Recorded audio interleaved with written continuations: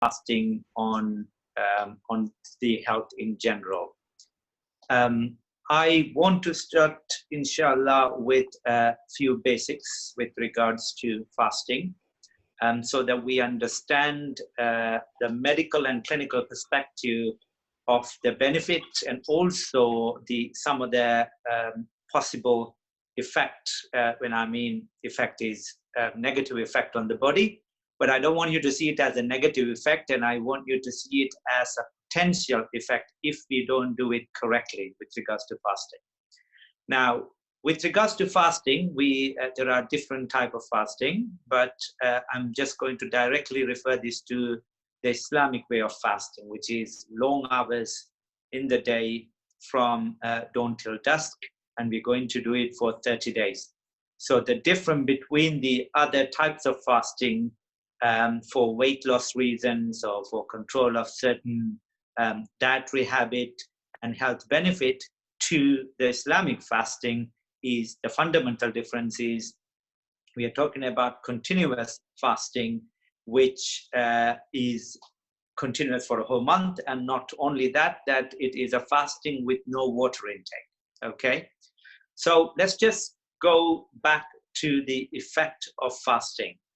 So generally, in terms of food intake, we start to eat when we feel hungry. That's going to trigger certain pre-metabolic reactions in our body, preparing our body to absorb those nutrition and glucose from our food.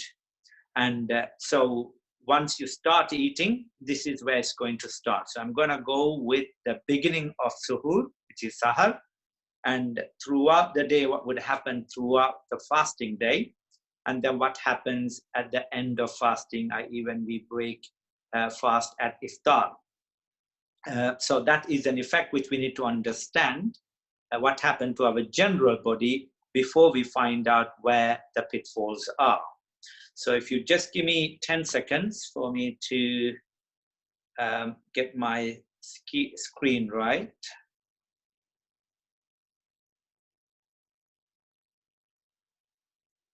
Okay, right, so let's just go briefly look at food, okay, because we go into fasting, so we're not going to have food. So let's just look at the food which we're going to deprive ourselves of for a sustained period of time. Now, I understand this year, inshallah, the Ramadan will last somewhere around, the fasting will last, inshallah, for about roughly 17 hours. It may range from something like 17 hours to about 15 hours. But let's just say, for argument's sake, we're going to fast for 17 hours. So that means that out of 24 hours, we are not going to fast for only 5 hours. So if you think about a general day's diet intake, you will be having your breakfast. So breakfast is just somewhere around 8 o'clock, and then you'll have your lunch somewhere around 1 o'clock. So that's about 5 hours after, and then you'll have your dinner. Some people have it at 6 o'clock, some people have it at 8 o'clock. So in general, you will have 6 hours gap between your meals. Usually you start eating and the food goes into your stomach. There is about 2 hours of transformation time. The food stays in your stomach, and then it'll actually move on to your bowels. This absorption will start. So roughly around 3 to 4 hours, you would actually have got most of the nutrients being absorbed into your system, and it needs to be utilized. So if you are starting to fast, roughly, we say about 4 in the morning, roughly, that food, what you eat, has to last until somewhere around 8 o'clock. Yes? So that means that whatever you eat, you need to make sure that food stays in your system to help you throughout that time. So that's where the importance of knowing about the food comes to. So let's just go to the type of food. So there are main type of 3-4 different types of food what we have. the most important one out of all is carbohydrate. Okay, it's called carbohydrate. There are two main types of carbohydrates. One's called starchy carbohydrate. You must have heard the rice and all types of anything made of flour. Potatoes, they fall under the starch type, which will be slowly absorbed. But then there are different types of slowly absorbable. There is a quick absorbed, medium absorbed, and very slow absorbed. And then you have got the actual sugars, which come from some food you eat, some sweet and fruits and things like that. So these two types of carbohydrate are usually absorbed and utilized in the body within 6 to 8 hours. But there's the third one, which you must have heard of, fibers. These fibers actually don't get absorbed as much, but there's an important part to them in slowing down the absorption of this carbohydrate, and also it make your bowel system work better. So it stops you getting bunged up, getting any type of constipation. But generally speaking, what you would find is that a mixture of slow absorbed carbohydrate, mixture of fibers do give you a balanced amount of carbohydrate. On top of carbohydrate, you need the lipids, which we call the fats. There is an element of important use of these fats, provided it's in moderate amount. And then you would have the other nutritions, which would be part of your balanced diet. We'll go into it at the end. So I'm just trying to give you a little snapshot about certain areas we are going to look at. So with regards to food, so we talked about what time you would start food. So we'll say you're starting to fast. So you start your breakfast with any type of food. Most of us tend to have a proper meal for breakfast because it has to last throughout the day. And that would have a lot of starchy food. I'm talking about more of an Asian community and Middle Eastern community. We would have bread and rice. So we need to think about what type of rice, what type of bread goes into it, because as I mentioned to you, it has to last throughout the day. Now, I need to talk to you about the food which would make you last longer. So before I talk to you about certain food which would be absorbed quicker, certain food which would absorb slightly slowly, and certain food which will start to absorb very slowly. So most of the time when we talk about carbohydrate, we talk about glycemic index. You must have heard of that. So what it necessarily means is how quickly the carbohydrate is absorbed and converted into glucose in your body. Now, the reason I'm going on about carbohydrate is the brain food. Okay, so you need glucose, which is derived from carbohydrate, which feeds your brain and which feeds your basic metabolic rate. The basic metabolic rate is the minimum amount of calories, sugars you would actually need to maintain your body function. So we're talking about the minimum level, and then whatever is additional is utilized in through different channels for different activities. So the most important food for us for survival is carbohydrate, and depending on how much carbohydrate we get and we let it forth in our body system, it becomes useful, it becomes a bit excessive, goes into storage, and it becomes a burden, which we would talk about later, which causes diabetes, type 2 diabetes. Now, I'm just going to take you through throughout the day what happens with us, with our body when we fast, and then I'll take you to each aspect of how it affects its effect on our brain, its effect on our heart, and all the other organs. So let's start with looking at the meal we have for breakfast. So we say somebody has some bread or chapati, roti, paratha, or rice. So that is the main part of our meal. And then you add a veg. So I don't know, maybe let's talk about dal. They have some dal, or we have some other veggie curry, or some bake we would have with it. And then we would have a protein. A protein would be mostly a meat, some sort of a meat. So that would be lamb, beef, chicken, fish, or any sorts of that. Or if you're a vegetarian, you'd be having other protein products, for example, soya and lentils and pulse and tofu and things like that. So that would be the protein. And then with that package of food, you would actually have fatty food. So this would be something you have fried, even meat has got fat in it, especially red meat, or you will have some excess fatty things, which is actually made by, I don't know, something like a dessert, you would have something sweet. And also what comes is the milk, and if it's full fat milk, you will have fat in it, okay? So this is your breakfast. So no, this is your breakfast in the morning for suhuri.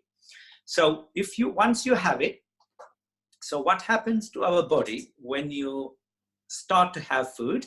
So you will have some glucose and nutrients going on in your body, and your body would try to use up this excess glucose or excess amount of food particles within the body, so that it can leave way for the rest of the food which comes from your gut to be utilized in your body. Okay, so as soon as you start eating, your eyes will send a message to your brain, and your brain will send a message to your pancreas, which is the organ which secretes insulin. Okay, and that insulin is the one which is going to convert excess glucose in your body into storage. So it's very, very important that we understand this principle as soon as we start to eat. And that's why you find a lot of people feel quite tired as soon as they have eaten, because their glucose level goes down before it goes up. Now, we are having our breakfast, so in the morning, suhoor, and we have had whatever we are having.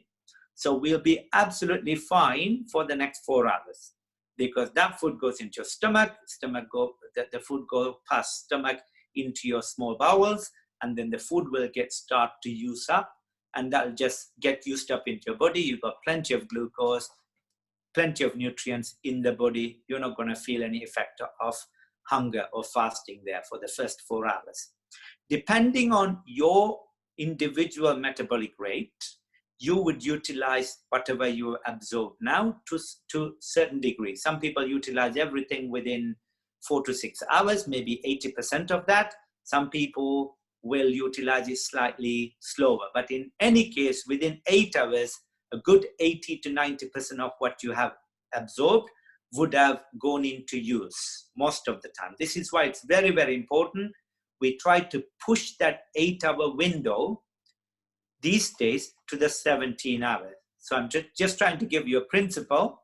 Whatever you eat for your breakfast has to last for at least about 16, 17 hours until you break your fast in the evening.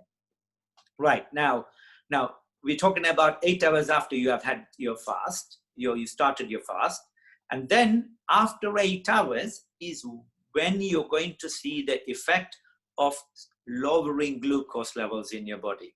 Okay, so usually you would have two things going on. Number one, food you need.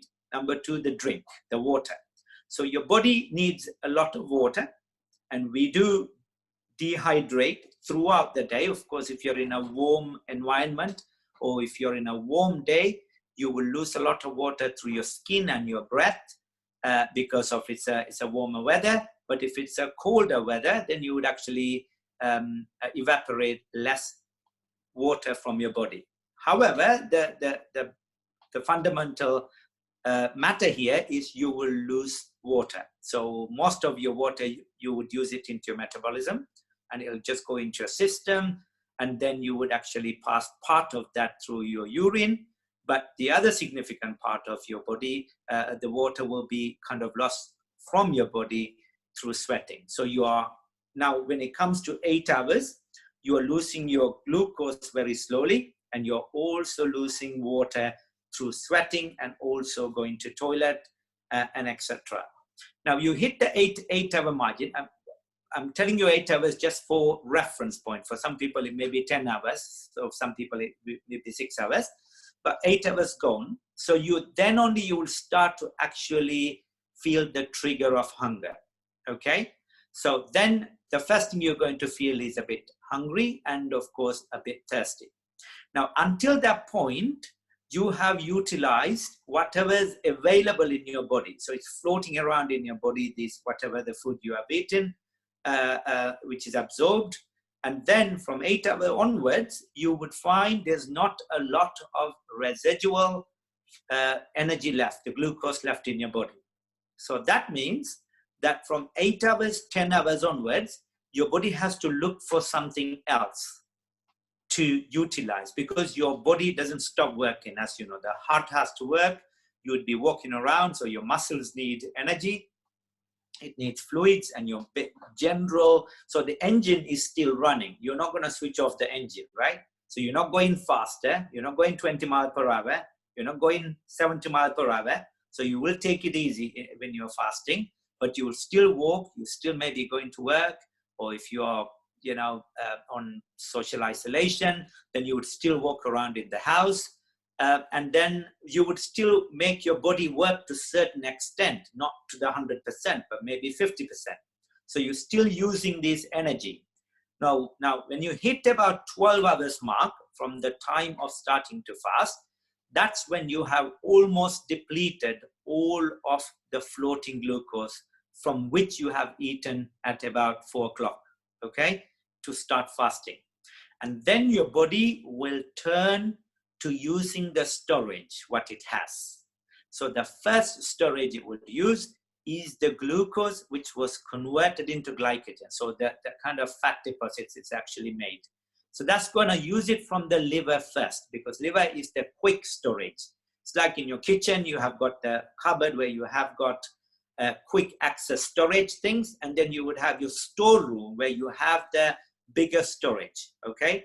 So the storeroom of fat is on the peripheral fat and also central fat around your hip and your tummy. But the quick access fat is actually would be somewhere around the organs, especially liver. And then from 12 o'clock onward, from 12 hours onward, from starting the fast, you would actually start to utilize those quick access storage, depending on how much work you do. So if you're somebody so we say 12 o'clock, so that 4 o'clock, we mean 4 p.m. in the afternoon, from starting fasting from 4 a.m.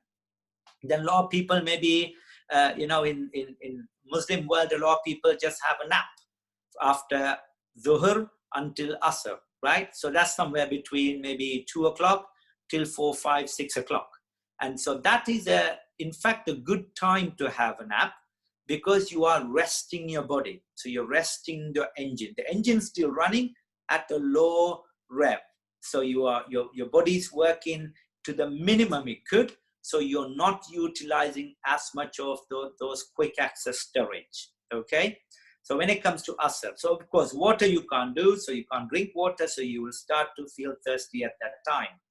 But then once you go over that time, so we say you wake up for Asr, and then of course your activity starts, the engine start to go a bit faster, and you will start to look for the resources, the energy resources. And this is the time it hits you hard, because you had available resource. Even though it's going down, you will still have available resource. So your body didn't have to look for too much food, because it was there in your blood, right? But then you have actually gone to sleep, if you are somebody who is sleeping at that time. So you wouldn't really be conscious about lowering glucose levels.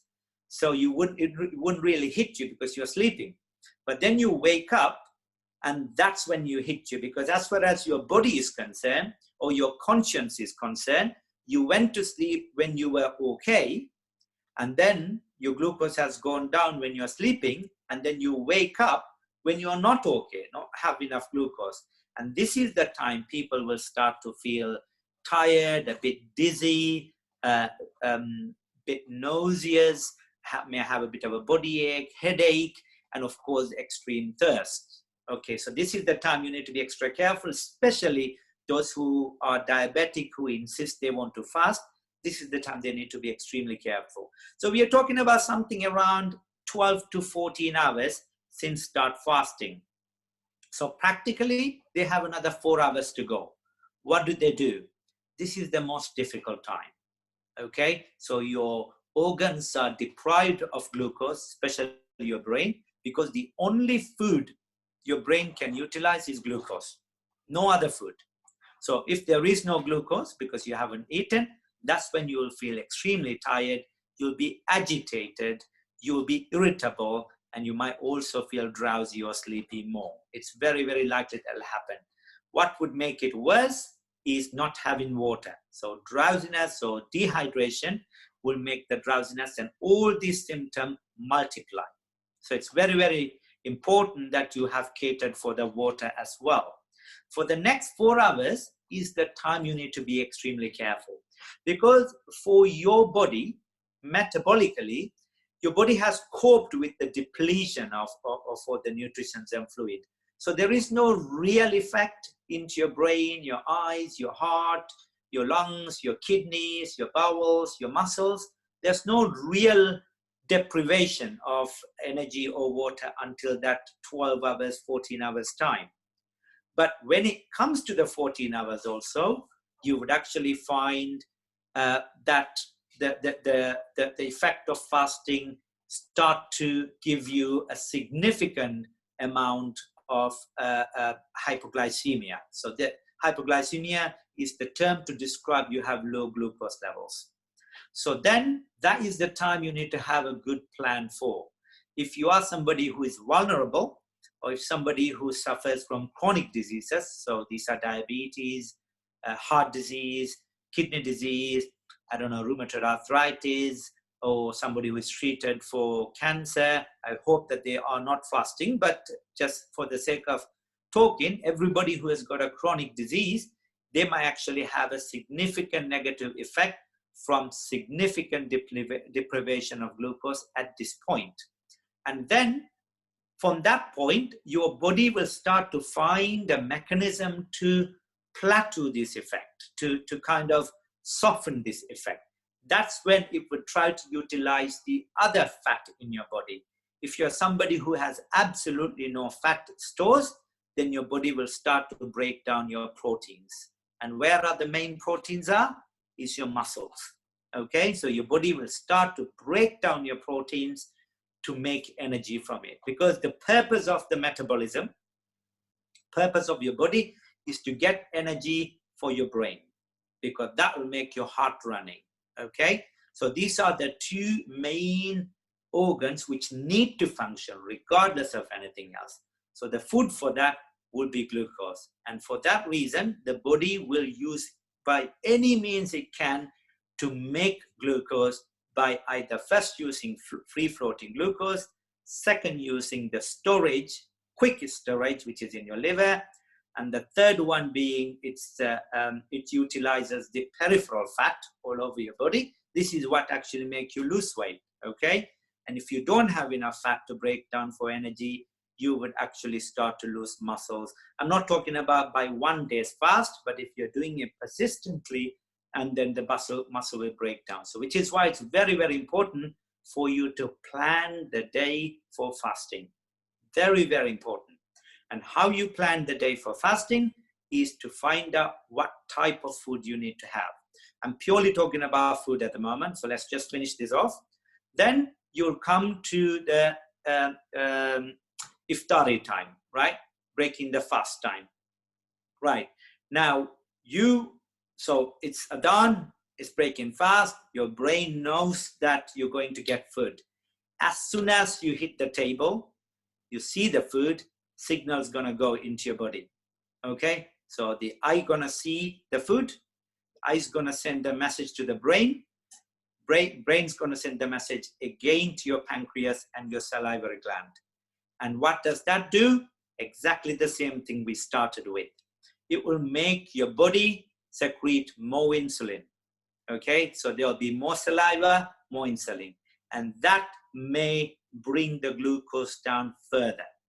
So this is a good point to note for those people who normally have a low glucose, especially somebody who's a diabetic, somebody who's on anti-diabetic treatment, that they might feel more dizzy at that time, more weaker, just before they break their fast, okay?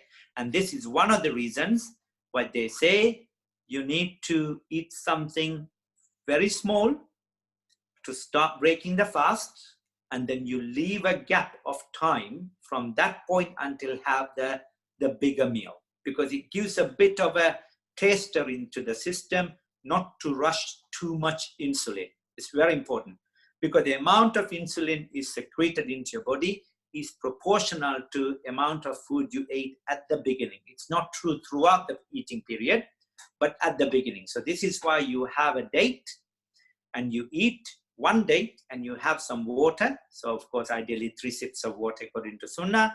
And then the preferred way is not to have anything else apart from another date or something like that. Rest a little bit or 5-10 minutes. And then you slowly start eating. So naturally, I assume that we would break our fast, have something small, and then we'll go and pray. So which will give you about half an hour time. And then you come back and you have your main meal. Now, this is a very important step to follow, rather than you break your fast and have a large meal, because that would trigger an array of metabolism, including increasing a massive channel of insulin, which it actually float around in your body, can make you feel quite unwell or quite tired and lethargic. Now, I assume that we all going to give that gap for about half an hour and then come back and start eating. And what do we eat? Because remember, this is a cycle, right? So we're going to start the fasting in the morning, starving all day, going to break our fast in the evening, and then we're going to go through the point of praying Taraweeh, going to sleep, and waking up again. So your day's metabolic activity, your day's activity in your body, in terms of how it works, has to be determined by the night's activity, especially eating and what you do with it, okay? So this is why it's very, very important that we have whatever we have for our iftar, and then food, which comprises with enough amount of a mixed food, so which is a balanced diet, which gives you short-time release glucose, medium release glucose, long-term release glucose, which also give you plenty of fibers, plenty of carbohydrates, of course, as a glucose and the non-sugars, and also you do get proteins. And you have that. We'll look into this food, how much what we're supposed to be having, and then of course you go the night. So some people eat small amount throughout the night until they go to sleep. Some people have large chunk of food and then they go pray, they go to sleep and get up. Now, one of the important things to note here is in a balanced day, we say, for example, in Asia, when you have the night is about 12, 13, 14 hours, you can choose to do either. It doesn't really matter. You can have small amount you eat and then you go to sleep and you have a bigger meal, or you can have 2 chunks of large meals, you go to sleep. But generally speaking, in a country like England, or you just think about throughout the Western world, the daytime is longer, significantly longer. So you need to think about a way how you can manage the food and the effect of the food, which lasts throughout the night and also throughout the day. And that is the point I'm trying to get to. I took you throughout the day to make you understand what happens to your body. And now I'm just going to say is what we need to do to manage that circle every day for 30 days. Very, very important, because you don't have to stick to these principles at the beginning, but you will find there is a significant effect of not sticking to these principles when you go day 4, day 5, day 10 of fasting. Okay, this is where you can cause more harm to your body than causing benefits if you do ad hoc eating. It's very, very important to plan that. Right, now Well, let's talk about the type of food, what we would have, because one of the large chunk I need to talk to you about the effect of fasting into your body. That was the main topic of this talk. But I just need to touch a little bit more with the diets, with the food before we go there, because it does have a relevance, okay? Now, let's talk about the food. So the general type of food we eat, as I mentioned to you, we eat carbohydrates. So these are the rice, rotis, and potatoes and things like that. And then we have sugars, which is also carbohydrate, which is quick. These are sweets. We have Indian sweets, any type of sweets. So these are quick release, goes into your body and comes back. And the next one, what we would have is generally protein, so that we talked about meat, any type of meat and pulses and lentils and things like that. And that next one is the fats, which we would have. Don't forget there are other things, for example, the nutrients, the metals, for example, iron and magnesium and vitamins we have, but these come part of the balanced diet. So I'm not going to particularly talk about it, but the main areas of concentration for me is the proteins, the glucose, and also the carbs and fat, because we have a lot of fried food when we break fast. So that's samosas, patties, and all type of fried stuff. So that comes with a lot of cholesterol. And also there's a lot of dough go into it. So that's flour. So that's carbohydrate. Most of these are white flour, made of white flour. So which means these are quick release carbohydrate. And also the food we eat rice, white rice mostly. Basmati is different because it's a slow release one, but a lot of people have white rice, which is a quick release carbohydrate. So what we need to really focus on is, obviously we do crave. So when we fast, we would crave for glucose. So our body, the glucose means sweet, okay? So we would focus on sweets. So this is why you'll find a lot of people, especially younger people, when they come to break in their fast, there's a lot of sweet things around. So that is the craving you have. That's a psychological thing. But the benefit you get from the sweet doesn't last for long, because this is a very short-lived carbohydrates. Because in carbohydrate, there is, as I mentioned to you initially, the types of carbohydrate are dependent on 3 levels of releasing glucose. These are called glycemic index. Some carbohydrate releases glucose very quickly. So for example, sugar, a spoon of sugar will just get absorbed and goes straight into the blood vessel straight away. And the second one is the medium release carbohydrate. Usually they tend to be a mixture of slow release and long release, which is a quick release. And the third one is the slow release carbohydrate. So these slow release carbohydrate, normally if I'm to just give you an idea about this, I might put a link later on for you to go into. There are 2 really good websites you can actually access this information. You might want to access those information and plan your diets accordingly for the next 30 days, inshallah, for Ramadan.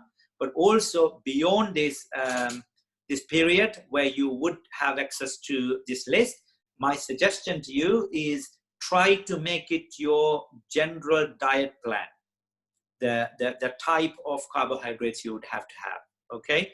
So important thing to remember is the slow release carbohydrate.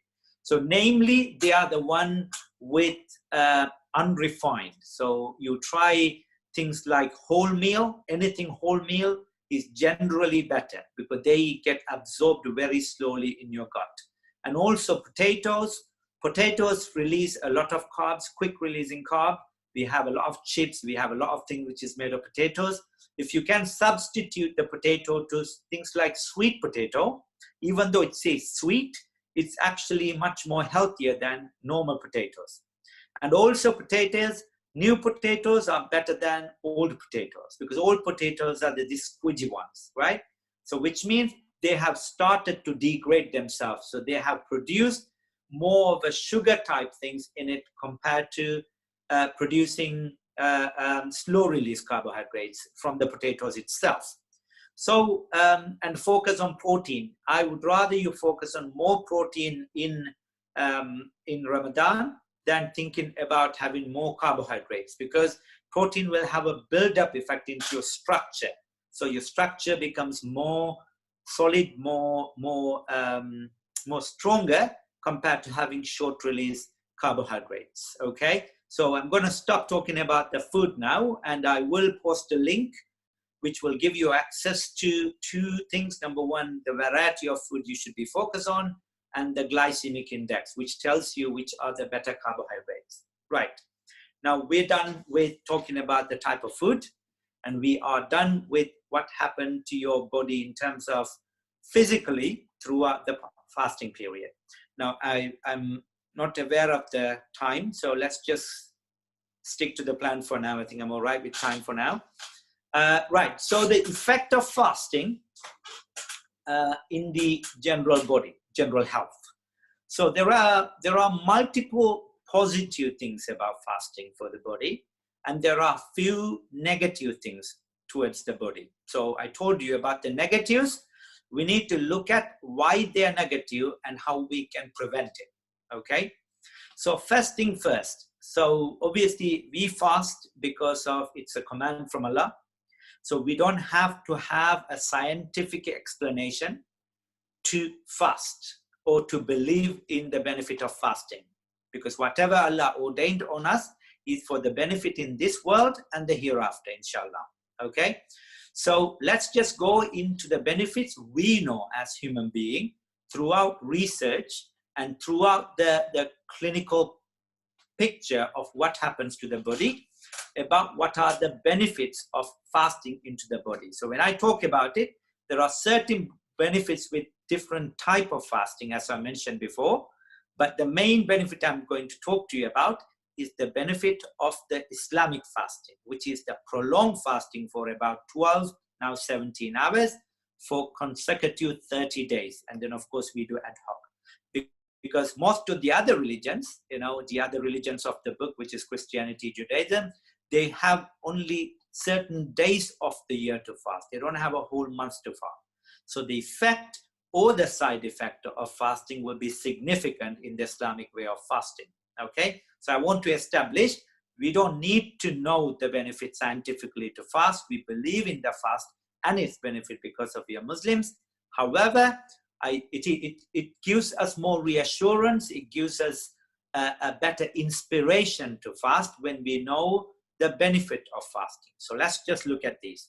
Okay, so the first benefit are the obvious benefits. So we look at our body and we eat every day, minimum 3 times a day for 365 days. We say if we don't fast in Ramadan, then we'll be eating for 365 days a year, and then we'll eat 3 times a day.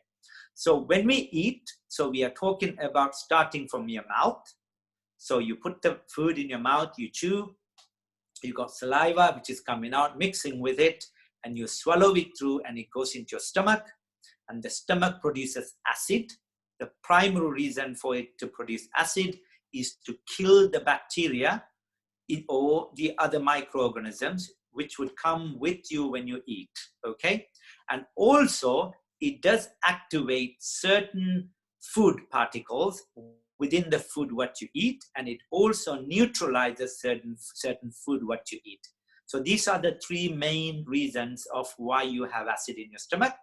And the added 4th reason is that change in pH, the acidity of your food, make a difference to the absorption of that food in your small bowels. Okay, now the food leaves the stomach and get mixed up with bile in your gallbladder. So that's part of your liver, and that makes the cholesterol, which is the fat elements, which are quite lumpy, to kind of diffuse and become small. So that's the purpose of your gallbladder, the bile. So bile make your fat becomes absorbable. So instead of chunks of fat, it becomes small particles. Okay, and then the food is taken into the small bowel, which is usually about 16 meters long, and then the food goes through that very slowly, and the food get absorbed. Of course, the stomach kind of churns the food and mix the food all together, and then make it more absorbable and even. And that food goes into your stomach, and then from the stomach it goes into your bowels. In small bowel it gets absorbed, and then it goes into your, whatever is not absorbed goes into your large bowel, and the large bowel kind of takes the food, gets most of the water out of the food, what you eat, and then of course you pass it from your back passage. So this process is relentless, yes? It keeps going on and on and on and on. So one of the first benefit of fasting is you give a break to the system. Now, a lot of people have asked me before, why is it needed? Why do you need a break? Because this is how it's naturally formed. The body is naturally formed, and this is the purpose of it. You just keep going. So the reason why you would need a break are on two grounds. Number one is it's like an engine, right? So you start an engine and you drive a car. And we all know what happens to a car if you drive it for 12 hours continuously, right? So there are effects, there are wears and tear in the system. Of course, we're not talking about a mechanical wear in our body, but there are chemical wears in our system, and the immune system is the most important thing we need to be careful about. Because certain food, certain reaction in your body triggers what you call an inflammation, okay? An inflammation basically is swelling, okay? So if it's visible swelling, you see it's actually swollen, but in medical terms, it's inflammation. So this eating process and the metabolic process triggers certain inflammations in our bowels, including our stomach, and also in some other part of our body, okay? So that's called an inflammatory process secondary to the metabolic process, okay? And that also could be triggered by an infection, but generally this inflammation. So once you have a little break from eating and reduce the engine working, that there is good chance for your body to heal. So it reduces the inflammation and gives a break. And then after 30 days, you restart the machine again, it keeps going. It's like a factory. Okay, so that is one of the most important factors in terms of benefit of fasting. So you reduce inflammation in your body. Okay, the second thing is that there is, so obviously we all know that there are some certain known baddies we know. So for example, high glucose is bad. A lot of us know. High cholesterol, especially triglyceride and LDL, two bad cholesterols, you know these are bad for us. High level of salt is bad for us because you know it increases your blood pressure. And of course, not to mention about cholesterol, which gives you heart disease, peripheral vascular disease, strokes, and some other issues which when the fat goes and deposits in the organs, right? And then on top of that, so we talked about food, the certain bad elements of the food from the absorbed food we get into our system goes and causes trouble, okay? And those elements are, you would not be able to pick these things out of your food unless you stop the extra addition of salt into your food. And that's why stop eating. I mean, fasting would naturally stop you being faced with these challenges. It just naturally stop you your body having to deal with excess of this coming into your body. One of the most commonest benefit here is control of cholesterol going into your system and control of salt going into your system. You virtually have nothing going in. So that helps your body to recover. But the main one here we need to talk about is the glucose. Okay, so that's what takes me, because this is a big topic and it's a very important topic to talk about when you are fasting, about the effect of glucose in our body. So I'm going to take it as a topic in the middle of about the other benefits, because this is a very, very important part for everybody, especially people of Asian and Middle Eastern origin. This actually have a direct impact because of their genes. I'm going to talk about the diabetes. Now, we all know there are two types of diabetes. So type 1 and type 2. I'm just going to give a brief introduction. I'm not going to go into details. So type 1 is when you don't produce enough insulin. So let me tell you about insulin. So you absorb glucose into your body. As we talked about, carbohydrate and everything is converted into glucose into your body. And glucose goes around in your body all over.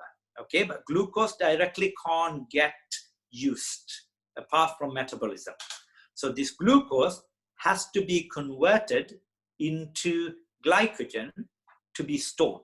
So for example, we say you have 1 million molecules of glucose from one meal, okay?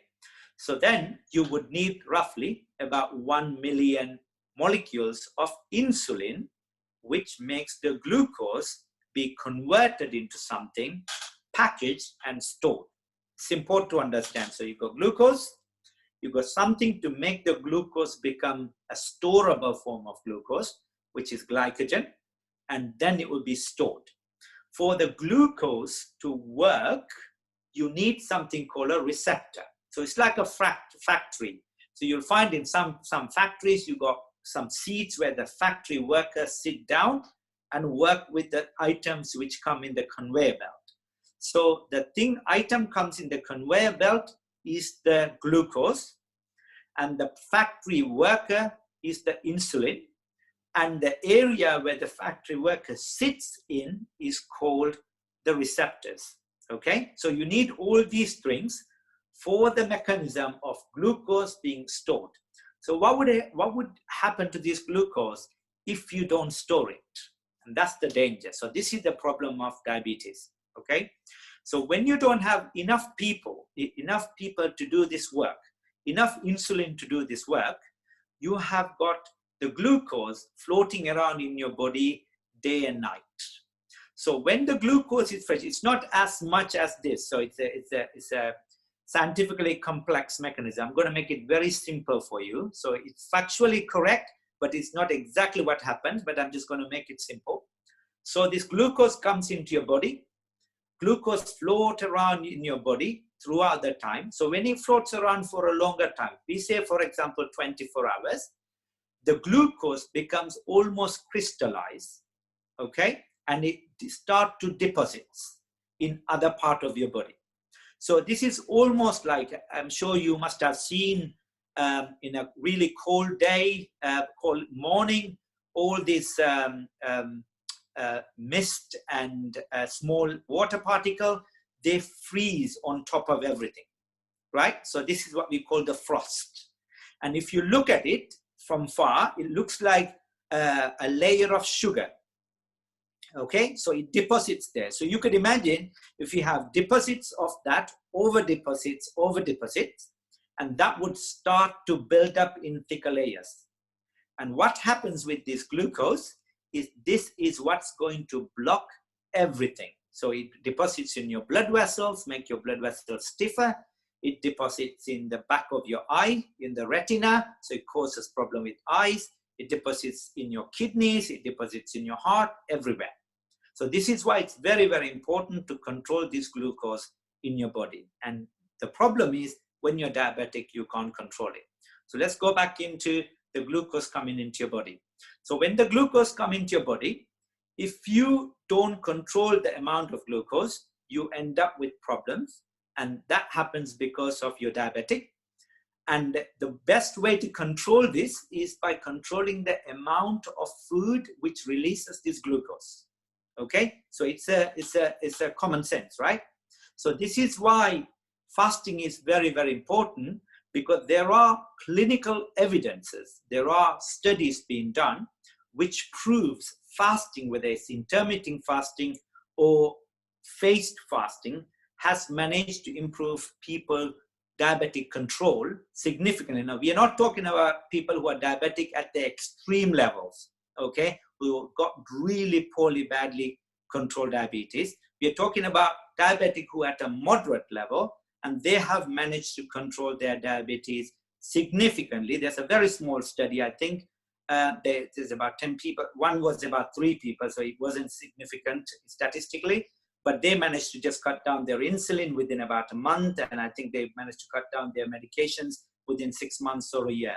And there were some other small-scale studies have shown that diabetes has significantly improved their diabetic control. Sorry, the fasting has significantly improved their diabetic control. So the point I'm trying to make here is the benefit of fasting on your glucose control. But remember, it's a very important point to note that if you end up having hypoglycemic effect, if you're somebody, if you miss your meal and the next 1 hour or 2 hours you start to feel unwell, then that means that your diabetic control, you are very sensitive to glucose. So those are the type of people who should not fast.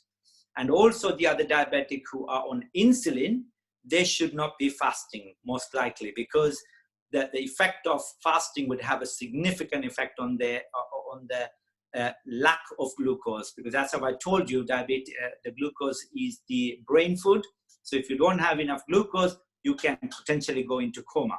And the third group who should be very careful when they're fasting is the one who has got very poor control of diabetes, or the one who has got organ damage. So these are the patient who has got diabetes and heart disease, diabetes and kidney disease, diabetes and significant peripheral vascular disease, and those, multiple comorbidities, what we call. So they should not be fasting.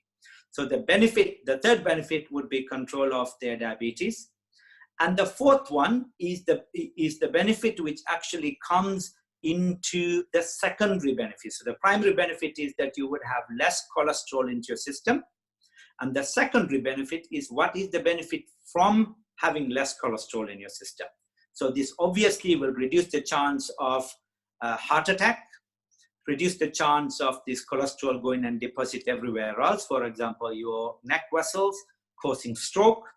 The third one is the deposition of this cholesterol into your arms and feet, causing peripheral vascular disease and renal disease. And on top of that, the cholesterol has got a far-reaching negative effect into your other organs because of deposition. And you know yourself that when you have got a lot of cholesterol in your central body, that itself increases the risk of heart disease and further diabetes. Because one of the enemies of diabetic control is obesity, as you know. So having control over your cholesterols over a period of 30 days is very, very likely to reduce the amount of cholesterol you will have and the amount or the size of obesity. But this has to be planned and executed. You can't just fast, because you actually, cholesterol has got a positive benefit into your body, and that is one of the effects. Okay? Now, the fifth one is the effect into your immune system. Now, it's been proven through some studies that fasting on a controlled manner, okay, increases the immune response, because it goes back into the inflammation where I said it reduces your body's inability to trigger an immune response. Okay, so your immune response is triggered slowly, or it would be triggered but not to the same extent. By fasting, you reduce this inflammation, which actually makes your immune response much quicker. So in a way, it increases your immunity, the strength of your immunity. But one of the things for you to note is that if you are hypoglycemic, so if your glucose is significantly low, your metabolic rate will be significantly low. And this is why it's very, very important, again, to state here that those who has got problem with glucose control, or who is on medication for glucose control like diabetic, should not be fasting, because this will not be beneficial for them in that aspect. So increases immune response. And the seventh is the direct effect on somebody's mental health. So as you know, our mental health is normally managed with the general way how we are feeling. So for example, if we don't suffer from depression or anxiety, and we have got a cold, for example, or a small infection, I don't know, urine infection or chest infection, you would find you feel low, right? Mentally, you feel low. Mentally, there is more anxiety. Mentally, your threshold of tolerance is low. You will be more snappy. You will be more agitated with people, because that happens because of the inflammatory response going into your body.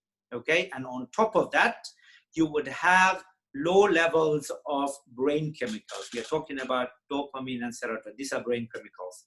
So that kind of reduces your mood. It makes you more anxious, makes you less tolerant. So what happens with fasting is that, so general fasting, generally hypoglycemia will lower your threshold. So you will be agitated, you will be more irritable, you will get more angry quickly.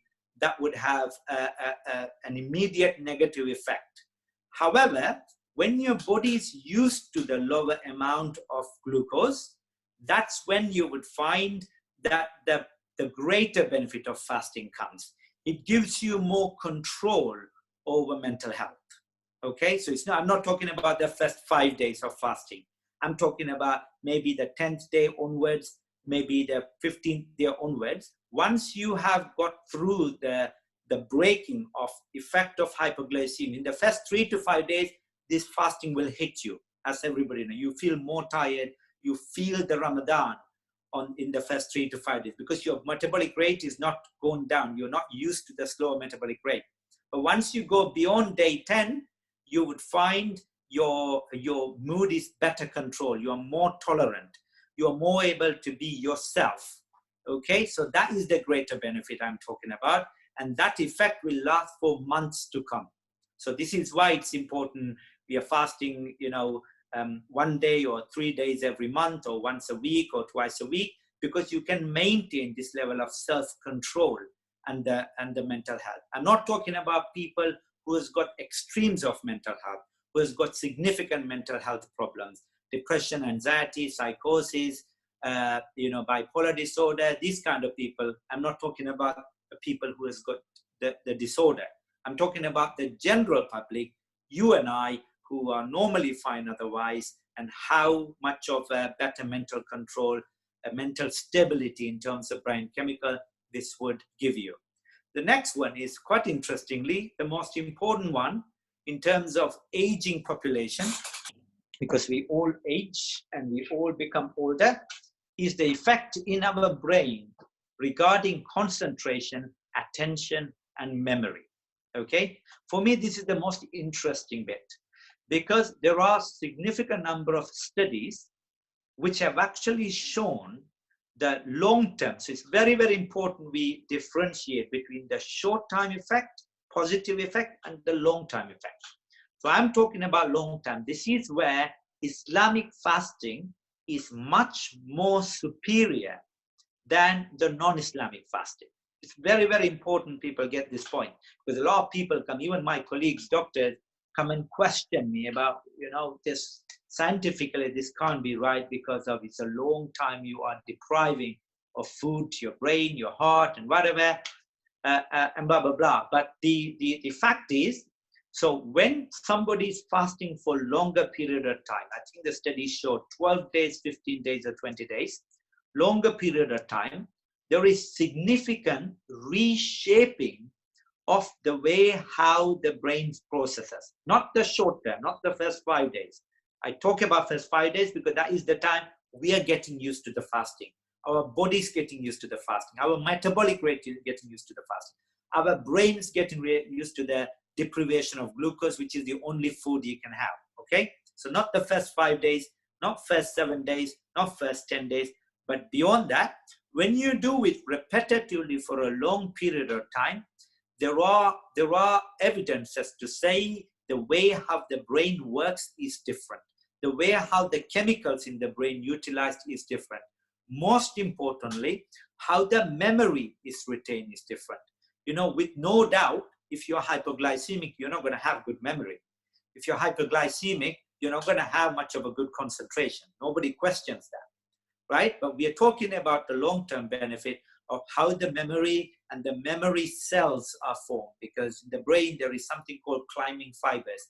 When you start to put memories into your brain, it puts memory in like a tree. Yeah, it's a bit more complicated. I'm not going to go into details of it, but the way how the memory is deposited into the brain and retained and recalled, because there are 3 parts to a memory. First thing is you should understand and get the memory into your brain. The second thing is you need to deposit it and keep it there. And the third thing is you need to recall it back. You need to bring it back. And these 3 parts is part of the full picture of memory. And there are positive effects of fasting into that. Not only that, the aging. So all our cells have a cycle, okay? So the cell starts to grow to a certain extent, depending on which part of your body is. Sorry, by the way, this is the ninth benefit. So that cell growth has got certain cells grow and die within days. Some cells grow and die within months, some are years, some never die, but if they die, they never form. For example, neurons, brain cells, they just die, they be there, they die, but you can't regenerate them, okay?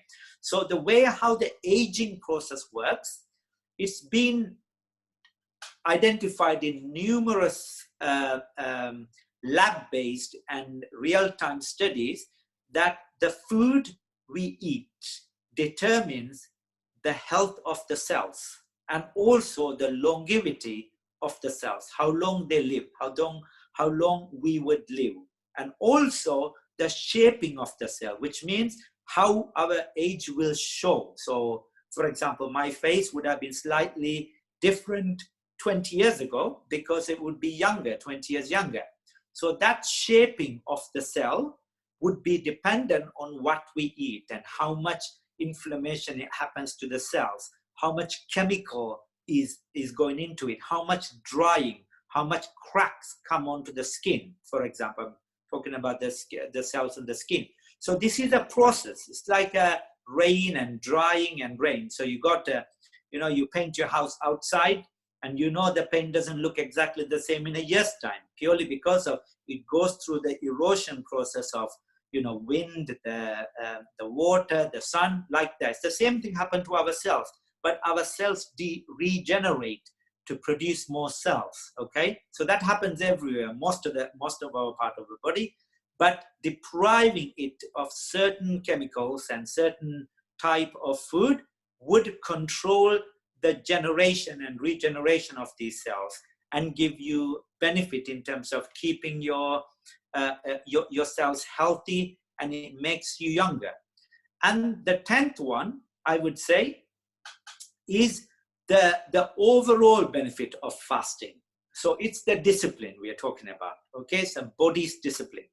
So at the moment, you get up, you have your breakfast after you got ready, and then you have lunch, and then you have dinner. So you have got this continuous food intake, the chemicals have to get generated in your body, and then you have got this continuous routine going on.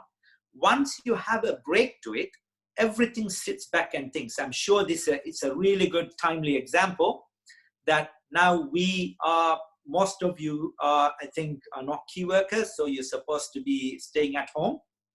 And so things what you never did, inshallah, I hope positive things, you have started to do at home, right? Anything, practically anything. Maybe you sit together with your family more and talk about things. Maybe you are so busy, you never used to notice your 5-year-old, what he does at lunch, what is his favorite play, for example.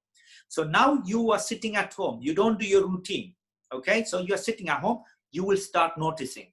You may be doing certain things before, for example, you may be drinking, 5 cups of coffee at work.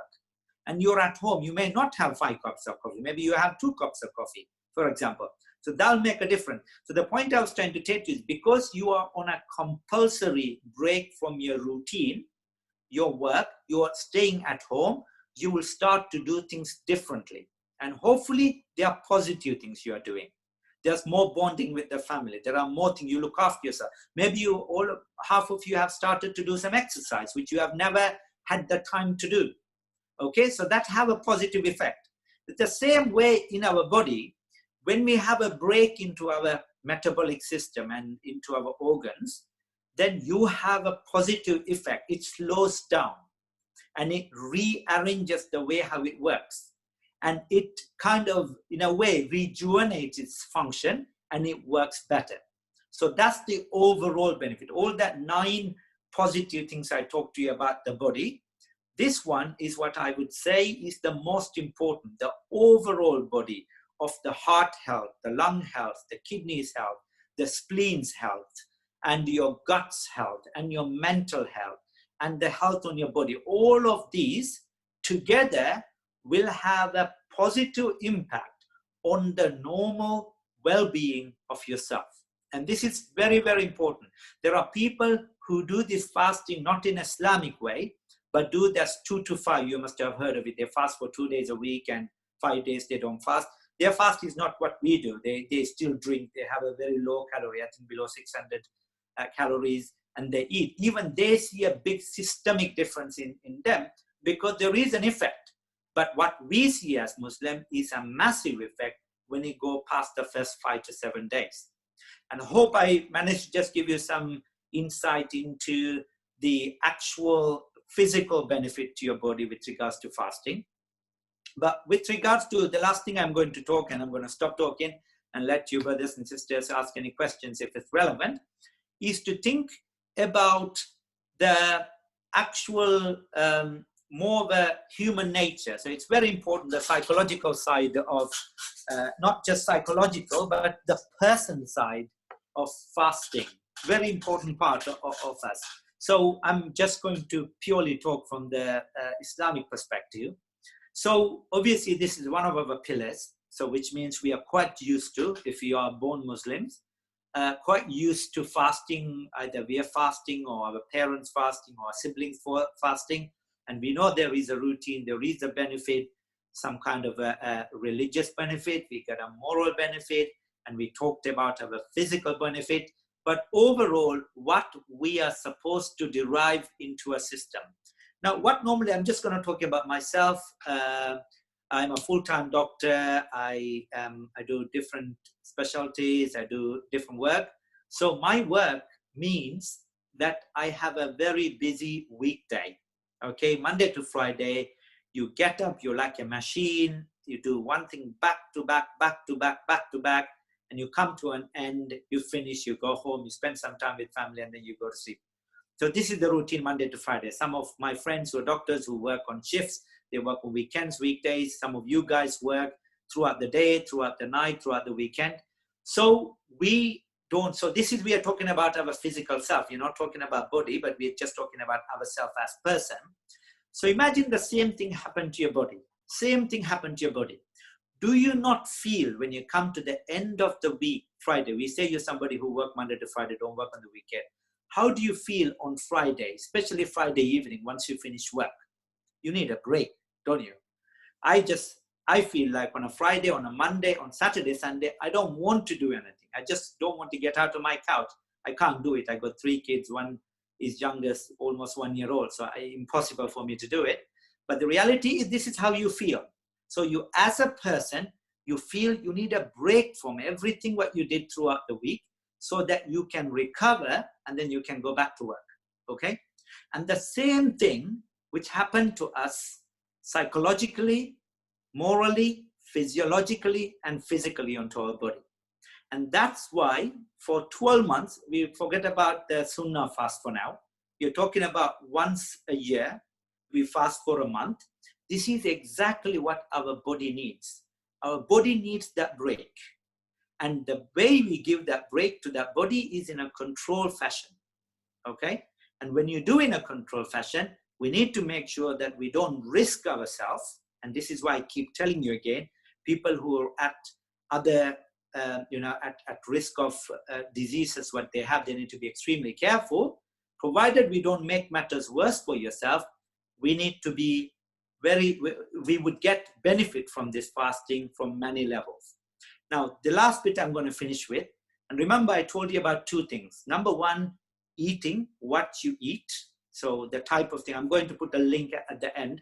So all of you have got access to this material about what type of carbohydrate to choose, what the glycemic index is, and how you should mix things. So you should have some carbohydrate, some slow release, some medium release carbohydrate, a little bit of sweet, some protein, some fat, all as a mixture, so that you get a balanced food throughout the evening and in the morning for sahur, which will last you throughout. So we need slow releasing thing for throughout. Inshallah, I will post a link, you would have access to it. I didn't want to post anything here to bore you with the technicalities of this. But the important message I want to give you is about eating. Make sure you stick to the guidelines that you have food which lasts in your system for longer. Because that'll also make you cope with the fasting. Okay, so you wouldn't feel as hungry, and you wouldn't feel this headache and dizziness and hypoglycemic effect. Okay, the second thing is water. So it's a very important note to make about water. So as a grown adult, you need about 2 liters of water a day. Okay, so 2 liters, depending on the size of the glass, between 4 to 6 glasses of water you need for 24 hours. Now, this is the minimum you need. You can drink 4 liters, but not too much, but 4 liters. But ideally between 2 to 3 liters is fine. So you need to think about a way of getting this water into your body throughout the non-fasting time. So if you're talking about breaking your fast at 8:15 and fasting, we say, for example, 4 o'clock or 3:30, within this time, you need to get that 2 liters in. But my suggestion is you get extra 1 liter. Because one other thing which happens when you're fasting is you sweat. When you fast, because of your hypoglycemic effect, the low glucose in your system, you would start to have this faster heart rate, dizziness, and you start to sweat more because that's part of your metabolism. So you would lose more water from your body. So I would suggest you plan to have about 3 liters of water from the time you break your fast until you start fasting in the morning. You should focus on 2 bulks. So one is when you're breaking your fast, you need to get as much water as possible so you can compensate for the lack of water you have had. And then in the morning for Fajr, you need to think about stocking that water in yourself, so which will last for the first half of your of the fasting, inshallah, of the Ramadan. And this is extremely important because water, you can live without food up to about a week, depending on the condition you're in. But you can't live without water for more than 3 to 5 days. And you know the importance of that, especially with those who are diabetic. We need to be careful. Just the last note about brothers and sisters with diabetes. If you're on type 1 diabetes, please consider not fasting at all, okay? Obviously, you shouldn't be fasting. The same thing applies because they are on insulin. The same thing applies to those brothers and sisters who have diabetes and who are on insulin. Try not to fast, okay? People will say, okay, do reduce the insulin levels or whatever. Please try not to fast because that is the best advice I can give you. But if you do want to fast, then you need your doctor or your diabetic nurse to look into the type of insulin you are, because you're not supposed to be on a mixed insulin. So you should be on, ideally, not on any basal bolus. You should be on the BD dose. So please speak to them before you start your fasting. But my strong recommend to you is don't fast if you're on insulin. And the other diabetic brothers and sisters who are on diabetic treatment. So the normal rule is any diabetic treatment which would give you hypoglycemia, a sudden drop in your glucose levels, you should not fast, okay? So these are people who are on sulfonylureas like glycoside, with anything which ends in zide apart from leukozide, of course. So those brothers and sisters should not fast. And there are other new generation diabetic tablets, empagliflozin and other injections they're on, not insulin, but the other anti-diabetic injections. I suggest you don't fast. So generally speaking, if you're on metformin only, you may be fine to fast, depending on you have not had any episodes of hypoglycemia. Very, very important, okay? But if you're diabetic, you are diet controlled, there is no reason for you not to fast. You know, you can continue fasting, but be careful of having quick release carbohydrate. So you need to think about having slow release carbohydrate and just stack your meal when you're not fasting throughout that time. So that's the stronger message I wanted to give it to you. And one thing about COVID-19, this is the important point to make before I finish. So anybody who has been diagnosed with COVID-19 in the last 6 weeks, not 4 weeks, 6 weeks, or anybody who has had a mild symptom, they're not been diagnosed with COVID-19, but they have had a bit of a sore throat or a headache or a body ache or a dry cough, but not very unwell, not been investigated, or they have a chance that they might have all these 5 main symptoms of COVID-19. I strongly advise you not to fast 6 weeks from the start of your symptoms, okay? The main reason for that is obviously, as you all know, COVID-19 is the new virus. We only know about this COVID-19 for the last 4 months, so there is no enough clinical information for us to tell you concretely this is what it does and this is what it doesn't do and this is the effect yet. We don't know. We can only go with the cases we have found so far. But from that, we are starting to see, because of the numbers of COVID-19 are higher now, it's over 2 million now. So we need to be a bit more careful about the potential effect of this COVID-19 on your heart, on your bowels, and on your kidneys, and also on the effect of your liver. Okay, so there are more cases we have seen who have got non-typical COVID-19 symptom. So the typical COVID-19 symptom are sore throat, a dry cough, fever, headache, body ache, things like that, or viral conjunctivitis. This is just 4 or 5 common COVID-19 symptoms. But there are patients we have seen with kidney pain, for example. We have seen patients with bowel problem, right? Never had bowel problem before.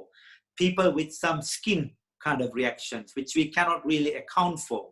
Yeah, so some people in the MRI, they've actually shown some inflammation in the liver. So it's slowly starting to come up that there are other effects of COVID-19 as an inflammation caused by this virus, which we haven't understood yet. So the last thing you want to do is you have chronic disease, not necessarily diabetes, but you're fasting, but you might have COVID-19, you may deteriorate very quickly, especially dehydration is the worst thing which could happen to an organ. So my suggestion to you is Allah has given you the leniency not to fast. Either you fast it later in 6 months' time, or you can just do the kind of supplications for this. Obviously you can speak to the imams, they'll tell you what to do. So you do that. Or the second thing, very important thing, is that those who do not have any other underlying conditions, but who have had suspicious COVID-19 symptom or diagnosis of COVID-19 symptoms, please try not to fast for 6 weeks from the start of your symptom. The reason I'm saying to you 6 weeks, there are evidences to say that the virus can stay in your body up to 5 weeks from infection, even though you might not have symptom, but virus can stay in your body for 5 weeks from the information we have gathered. But there may be information we don't know yet.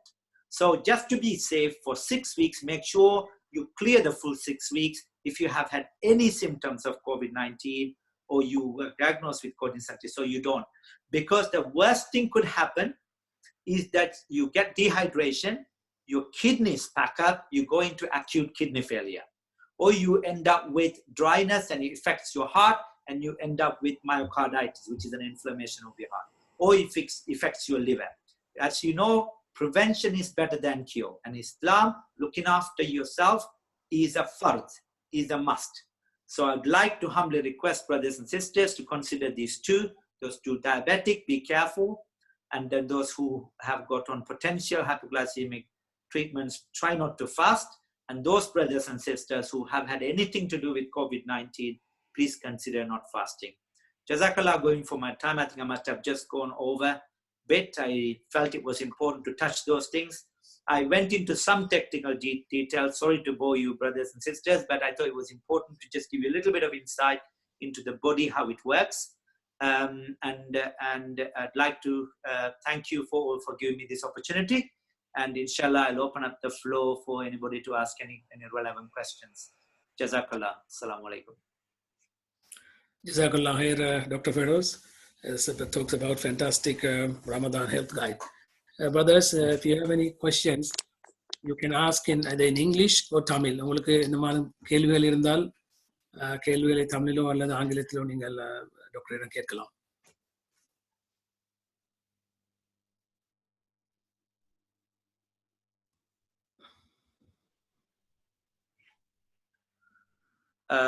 Sorry, I think one of the brothers asked a question about having 12. I just really couldn't understand from the full question. Could you post that again for me? Something to do with 12. Oh, right. Okay. Yeah. So one of the brother or sister asked about having about 12 dates in the evening. So the question is, as remember I told you about, it's about sorry, bear with me. I just need to quickly put my phone on charge, just 1 minute. Okay, I think that's working.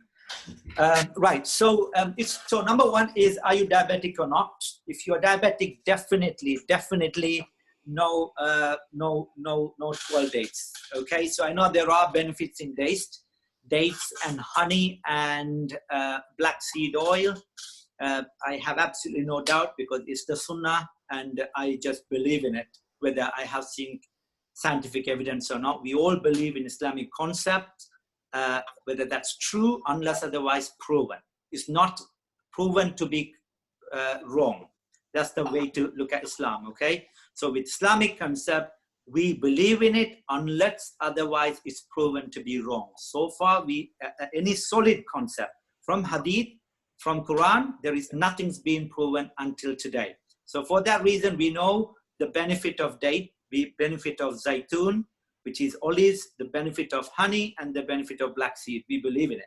So for that reason, date definitely is good for you. But the reality is the moderate amount. In Islam, it talks about moderate.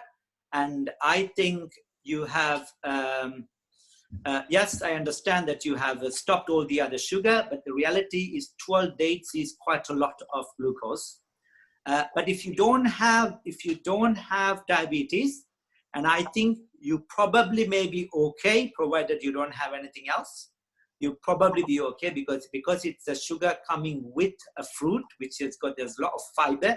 The fiber is going to stop you absorbing glucose, because one of the things I forgot to mention is that even though I told you slow release carbs and medium release carb and quick release carb, it's not as straightforward as that, because we don't just pick up sugar and eat sugar, do we? We eat the sugar with other things. So whatever the other things will slow down the absorption of glucose. Now, for example, if you talk about chocolate, okay? So chocolate is regarded as a high glycemic index. The glycemic index, as I mentioned to you, is how quickly you absorb glucose from the food you eat, okay? And so if it takes long time to absorb, that's the low glucose index. And short time to absorb is quick. It's actually a high glucose index. But certain things, for example, chocolate, you know that it's full of sugar, right? And that can, but because of the fat in the chocolate, the fat slows the absorption of glucose. So in a way, if you're having a gram of sugar and a gram of chocolate, I would suggest you have the gram of chocolate. But also don't forget the cholesterol effect of the chocolate as well. So the answer to your question, brother, is if you don't have diabetes, it's not much of a big deal if you're not having other glucose with it. But try to have a moderate amount. Maybe about 5, 6 would be better than having 12 dates. And also it's to do with what you're going to do. So if you're going to do some activities after your iftar, maybe that is a better way of dealing with it, because then you will utilize those glucose. Doctor, one of the I hope I answered your question. Doctor, one of the participants posed the question, MashaAllah, your talk was very beneficial, was different to a previous talk on this subject. My question is, why it is your advice on some of which to continue with their normal exercise while fasting?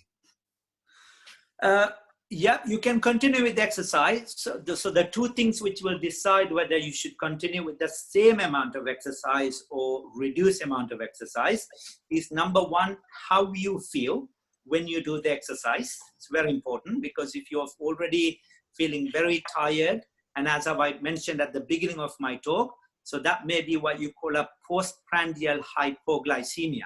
So as soon as you start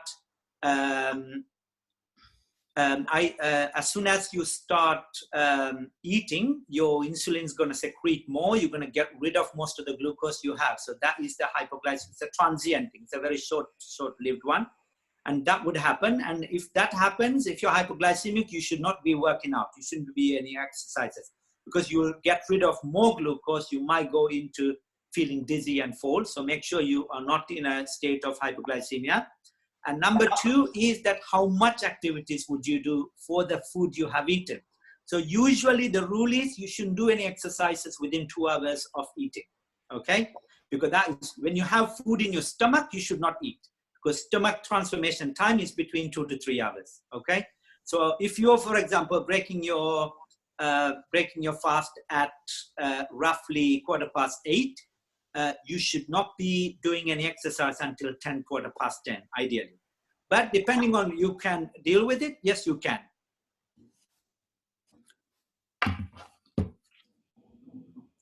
Sorry, there was a post about, I think, could you give an example of slow exercise? I think I couldn't read the second bit.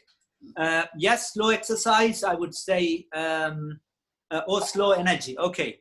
So generally speaking, so for example, anything whole meal, anything made of whole meal would be a slow released energy. Okay. I will post a link for you to find out those two things. Number one is the type of food you need to concentrate on. And number two is the amount of, sorry, the glycemic index, the slow release, the slow release energy, medium release energy, and fast release energy. I'll put a link, you can actually go and find out. But don't think about this particular food. So you need to think about the combined food, because you're not going to eat just one of these food. You're going to eat other things together. So you need to think about the overall amount of food you eat and how much glucose it would give it to you.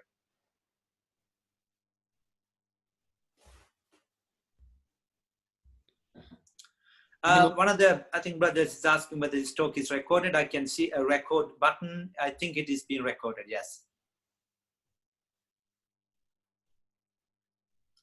So another question a brother asked is, normally outside of fasting, is it true that it takes 4 hours to empty your stomach? It depends. I said it usually takes 2 to 4 hours, but you can empty your stomach within 2 hours as well, depending on what you do with the food you eat. But generally, yes. But I think the absorption starts within 4 hours. Yeah, because you could imagine that you eat your breakfast at about 8 o'clock, and I'm sure most of us feel hungry when it comes to 12 o'clock. And that's because your stomach is fully empty, and also you have started to utilize the glucose. So yes, the stomach transformation time is between 2 to 4 hours. I would say more towards 2 hours rather than 4 hours. It depends also on what kind of food you have eaten as well. Doctor, one more question. Participant asking, Salam, Doctor, COVID-19 patients and recovering patient, is it beneficial on fasting or better or avoid until? No, that's an answer I gave you. So if you have had COVID-19, do not fast for up to 6 weeks, inshallah. Okay, so there is no direct guideline from the government, but I'm telling you from some researches I've done, because I'm heavily involved with the COVID community and engagement and planning. And from the evidences we have evidence to believe the virus is in your body up to 5 weeks. So you can have it re-emerging if your immune system is low and your kidney is affected. So for that reason, I suggest brother who had the COVID-19, do not fast until the full 6 weeks is over, inshallah. Sorry, there's another question here. Somebody asked, any food to avoid at all cost? Sugar, I would say. Sugar and a lot of cholesterol food. But you need to enjoy life as well. You need to enjoy food you like. My suggestion is have small amount, especially eat it with a meal, a big meal, rather than have it in between meal. Because if you have it with a big meal, you would still taste it, because of course it's going to go into your mouth and you're going to taste it, but you wouldn't absorb all of it, because half of it will get mixed with the other food and your body wouldn't be able to absorb it. You will bring it out from the back end. Okay. Next question is, what about skipping suhoor or not having a meal? No, I very strongly advise you not to skip the suhoor, especially your fasting is 17 hours and it's going to be in summer. So if at all cost, please eat something, especially something which is, I don't know, brown rice, but basmati rice is okay because it is slow release. But anything made of, whole meal is better. Just please eat something before you go to sleep. Very, very important. Next one is, any really bad food to avoid at all costs? I think I answered that. Please let me know how I can get the recorded whole talk, and inshallah, if you contact Brother Mukshid, he would actually facilitate that for you. Any recommendation for iftar? Yes, my recommendation for iftar, try to think about 4 different types of things to eat. Okay, something quick. If you want to have something sweet, that's fine. Very small amount. So something quick really is one. So these are the things which you would, open your fast with. So this is the dates and some sugar or whatever, and something which will take slightly longer and also not fried. If at all possible, baked. Try not to have fried things like samosa and things. Try to have them baked. And because of it has got a lot of carbohydrate, it will last you until suhoor. And the third one is you need some protein. So make sure you have, doesn't have to be meat. If you're a meat eater, that's fine. Any type of meat is fine. But ideally white meat, fish and chicken are better than beef. Lamb may be a good compromise. Or you have protein things like tofu and soya and things like that. And the fifth one, the most important one, is fruit and veg. Do have fruit and veg for iftar and do have fruit and veg for suhoor. It's very, very important. A lot of people skip fruit and veg for suhoor. You need to have fruit and sweet for suhoor. And it's not just the juice. You need to have full fruit because juice sometimes lacks the fiber. So you need to have fruit in it. And then food example. I think I've answered that. Then can you share the two websites now before we finish the call, please?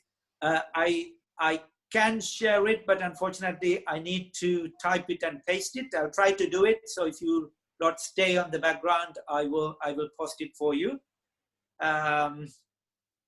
Yeah, sure. I will share this with the host, and hopefully, inshallah, he will post it in the WhatsApp group.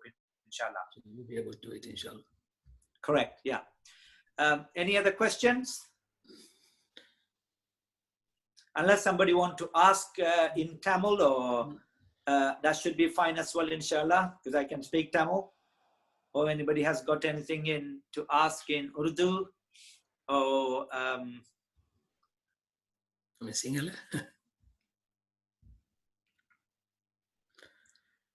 okay, I assume that it's Maghrib now, and Maghrib, yes. We have finished, and I'll leave the floor to Brother Mokshid. Yeah. Jazakallah khair once again, Dr. Feroz, on behalf of SLMCC. Participant, Pangapati Anivarukum, SLMC Sarvaga, Nandri Hurin, Jazakallah khair. And Jazakallah khair. Assalamu alaikum. Subhanallah bihamdihi, subhanakallah bihamdika, ashhadu an la ilaha illa anta, astaghfiruka wa atubu ilayk. Assalamu alaikum. Alaykum assalam.